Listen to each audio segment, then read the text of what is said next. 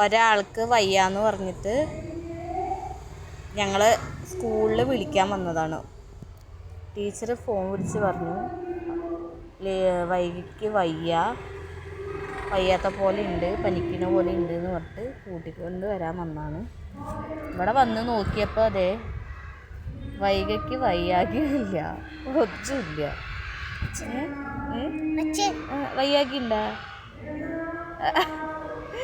ഒരു കുഴപ്പമില്ല. എന്തിനാണോ എനിക്കറിയാം.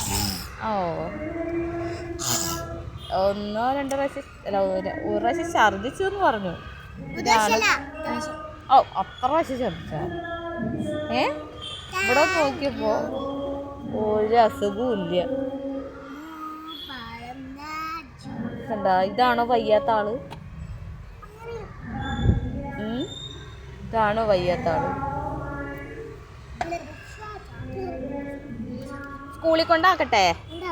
അവിടെ നിനക്ക് വയ്യാകിയൊന്നും കാണില്ലല്ലോ, അസുഖമൊന്നും ഇല്ലല്ലോ. അല്ല സ്കൂൾ അല്ല നിനക്ക് നോക്ക്, അസുഖമൊന്നും കാണാനില്ല. ക്ലാസ്സിൽ കൊണ്ടാക്കട്ടെ? ആക്കട്ടെ? ഇതാണ് അസുഖമുള്ള ആള് ഡാൻസ് കളിച്ചിട്ട് പോകണുണ്ടോ, ഓടിപ്പോണുണ്ടോ. ശരി, എന്തൊരു കഷ്ടം.